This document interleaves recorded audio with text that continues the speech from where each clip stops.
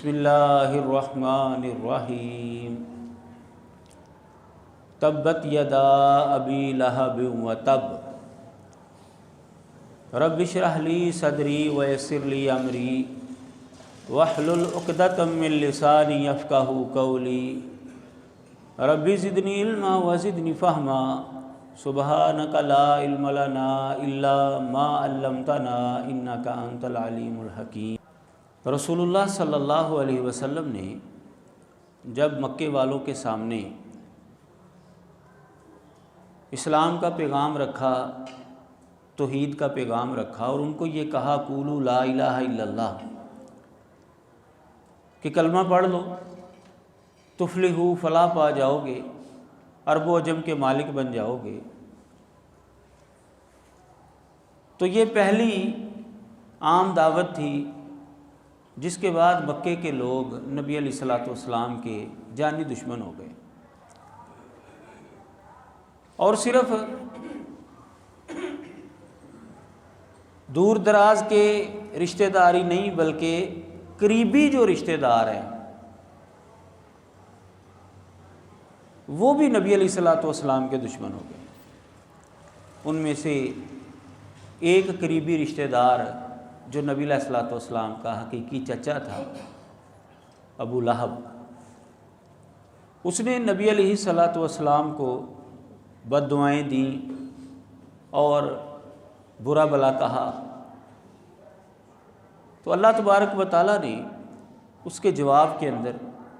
سورۃ لہب نازل کی، تبت یدا ابی لہب وتب۔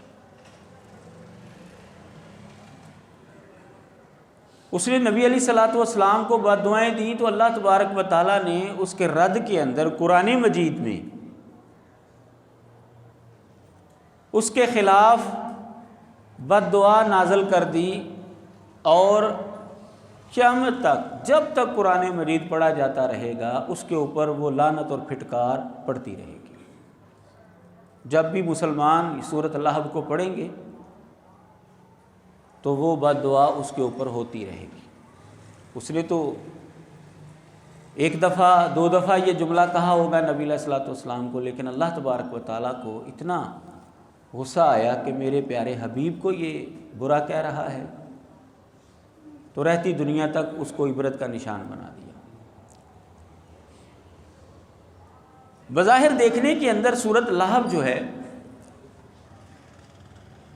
یہ ابو لہب کے لیے بد دعا ہے، لیکن اس کے پس منظر میں ایک پیشین گوئی بھی ہے جو ہمارے موضوع کے متعلقہ ہے، کیونکہ احباب کو علم ہے کہ ہمارا موضوع یہ چل رہا ہے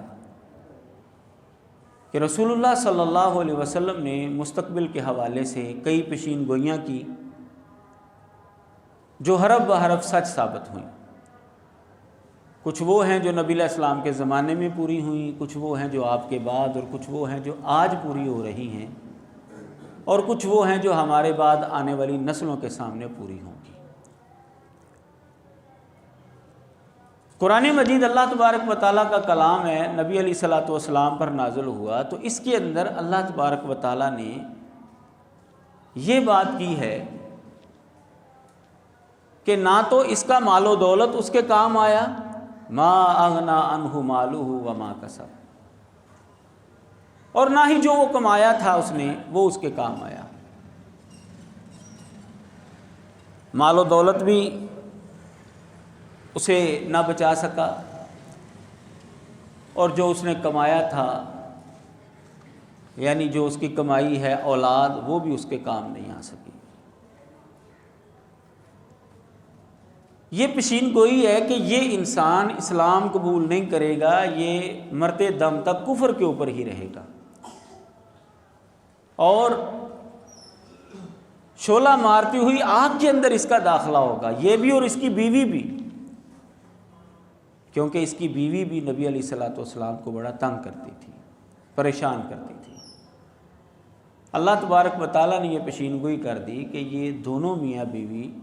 یہ کفر کی حالت میں مریں گے۔ اس صورت کے نازل ہونے کے بعد وہ 10-12 سال تک جو ہے یہ بندہ زندہ رہا ہے، اور کبھی اس نے جھوٹ موٹ کا بھی کلمہ نہیں پڑھا۔ آپ کو پتہ ہے کہ دشمنی کے اندر آدمی بسا اوقات اپنا بھی نقصان کر لیتا ہے کہ میں نے اپنے دشمن کو پھانسنا ہے، الزام اس کے اوپر لگانا ہے، کہیں اپنے بچوں کا نقصان کر لیتے ہیں،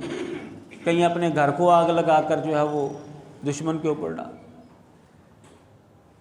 تو اس کی اتنی دشمنی ہونے کے باوجود کبھی اس نے جھوٹ موٹ کا بھی کلمہ نہیں پڑھا کہ چلو میں قرآن کو غلط ثابت کر دیتا ہوں۔ جھوٹ موٹ کی بھی توفیق نہیں ملی اس کو، سچے دل سے قبول کرنا تو دور کی بات۔ جب بدر کا موقع ہوا تو مکے والوں کی طرف سے یہ اعلان تھا کہ سارے نکلیں گے، ہر گھر سے بندہ جائے گا۔ تو اس نے اپنے آپ کو بچانے کے لیے یہ کہا کہ جو اس کا مقروض آدمی تھا اس کو کہا کہ میں تجھے قرضہ معاف کر دوں گا، میری جگہ پر تو چلا جا۔ یہ اعلان تھا ان کی طرف سے، مکے والوں کی جانب سے، کہ جو خود نہیں جا سکتا وہ اپنی جگہ پر بندہ بھیجے، اور ہم نے مسلمانوں کو ختم کر دینا ہے، ہمارا قافلہ جو ہے وہ آ رہا ہے، اس کو بچانا ہے۔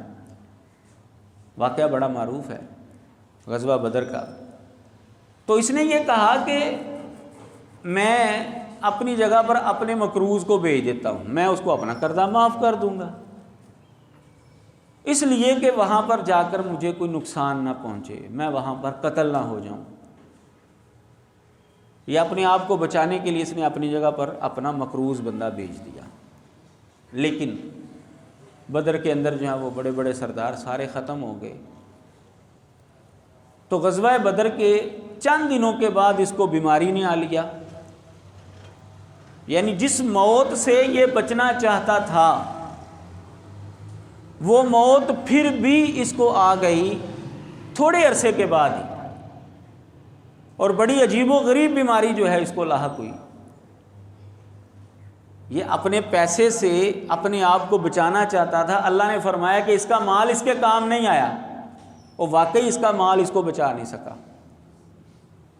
اپنے مقروض کو اس نے قرضہ معاف کیا کہ میری جگہ پر تو چلا جا اپنے آپ کو بچانے کے لیے، لیکن تھوڑے ہی عرصے کے بعد پھر بھی وہ مر گیا۔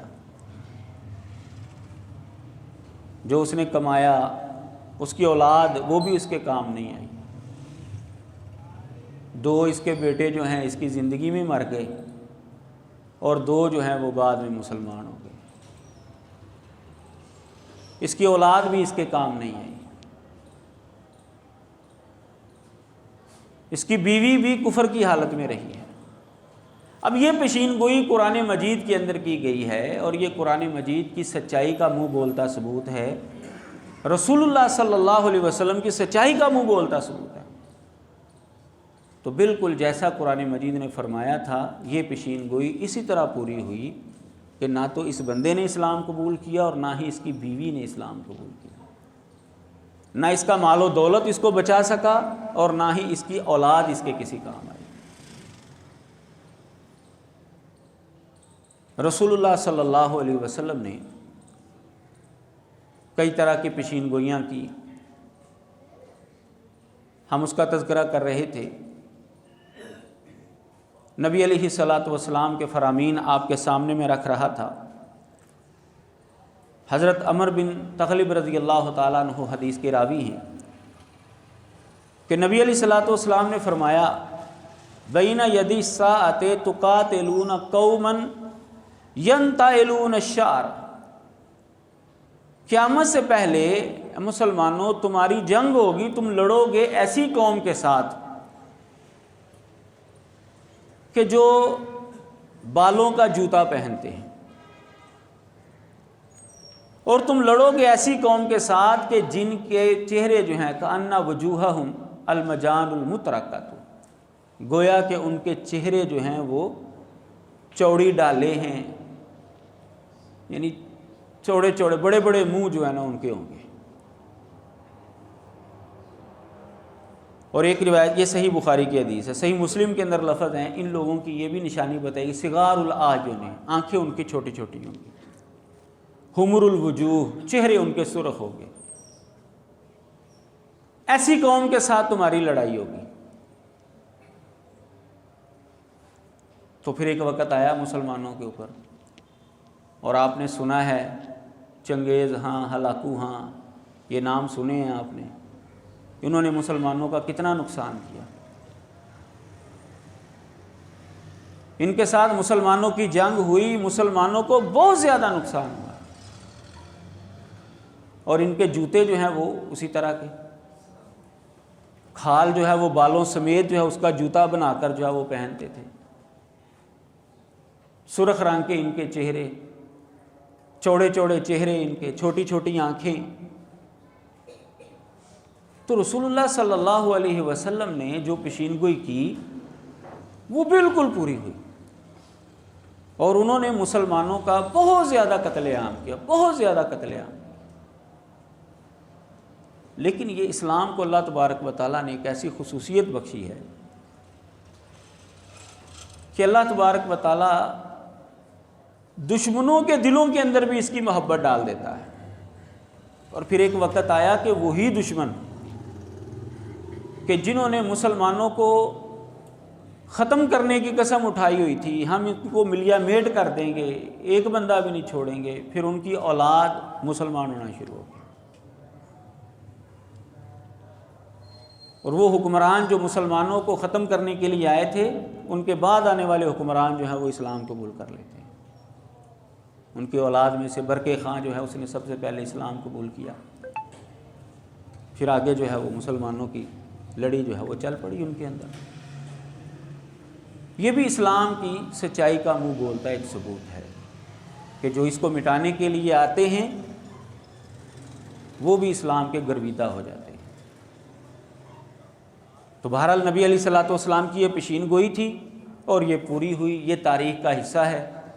اور مسلمانوں کو ان کی جنگ کے ساتھ بہت زیادہ نقصان ہوا، بہت زیادہ نقصان ہوا۔